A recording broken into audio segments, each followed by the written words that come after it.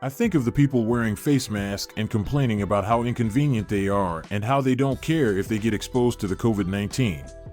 Wait until they are hooked up to a ventilator and put on life support. I focus on the glowing hospital bedside clock. It's straight up midnight. Fighting to stay conscious, my eyes open wide, but it gets dark, and darker. Then my vision returns. I look down upon the scene from high above. I know my body remains there, alive, but near death. My thoughts spin, befuddled, disconnected. I wear a white robe and sandals. Colors on the collar and front of the gown, and similar patterns decorating the bottom seam, display the same bravura as my famous neckties. I sense weight, yet I feel as if I'm floating. My senses register smelling, hearing, and feeling, the same as ever. Cold permeates my soul, not a chill, but rather a desire for warmth. I equate it with being comfortable in my house on a cold winter night, yet I still want to light a fire. Bright orb hovers above, the light attracts me like a bug. Why? A shroud, an enveloping fog, approaches and begins to obscure the luring light. Lacking traction, movement towards the glow, or fleeing the shadow overtaking and ensnaring me does not seem possible. Mime acts pushing hands against an invisible barrier, feeling structure where none existed, comes to mind. Other souls float alongside. A mother clings to her children, the innocent glide towards the light, the adult cannot join them. She cries and flails. More souls pass by, the forgiven linger for a moment until the brightness absorbs them. Night beings appear. Demons fly to and fro, snatching souls. Fiendish eyes gleam as the beasts shred victims with vampire teeth and raptor talons. I hear cries for help and shrieks of terror as the soul eaters encircle me. Someone, somebody, my plea echoes, help me, please. The phantoms leap. I raise my arms to protect my face, the creatures fly through them. Toothed jaws open wide, the hot, putrid breath of hell blows against me. Devoured souls in the throats of the beasts, heads bumping against each other, squirm like fish in a net. A scream, the scream of a man falling off a cliff backwards, emits from deep within my soul. The soul snatchers flee in sudden fright, like a pod of seals attacked by a great white shark. A chaotic retreat. What horrific fiend strikes terror in these ogres? The luminance available fades into the encompassing darkness. A sudden and terrible demise awaits me. Wings flap, sounding like those of a large bird landing. Sulfur vapor burns my nasal passages. Angelo. I hear my name called. Who? What? Dreading a painful shredding and a never-ending devouring in the jaws of an unimaginable monster.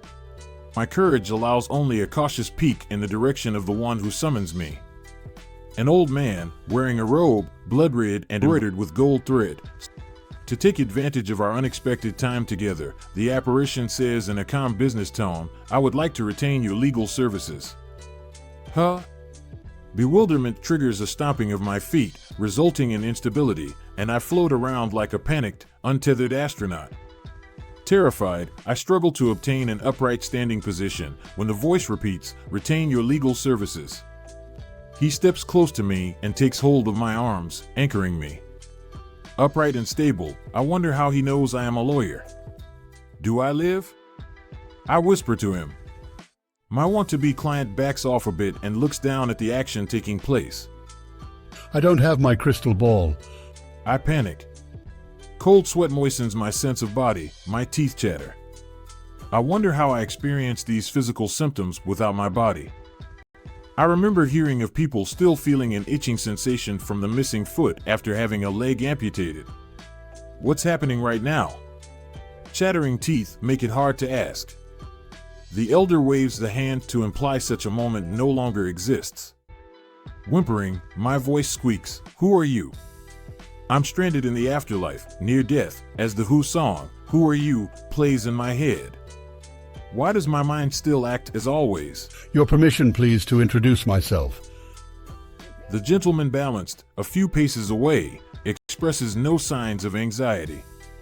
Neck vertebrae pop as his neck stretches, with a head roll indicating boredom with having to answer a question asked of him many times. Preceding my accusation of God, the heavenly court called me Lucifer, the Latin word for the morning star Venus.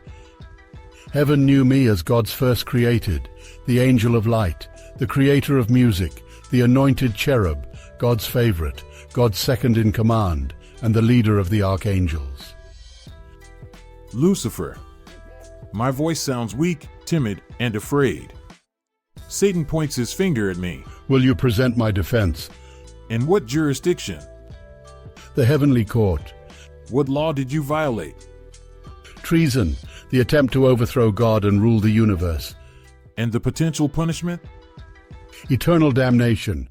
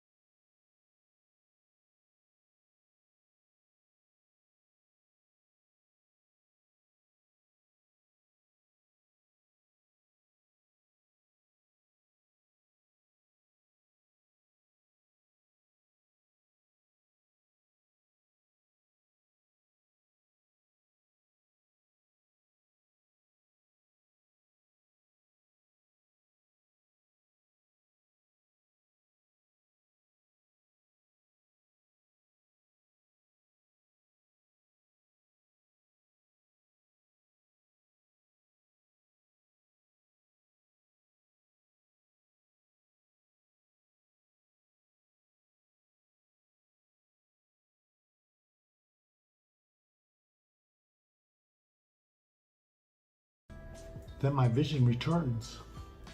I look down upon the scene from high above. I know my body remains alive down there, but near death. My thoughts spin.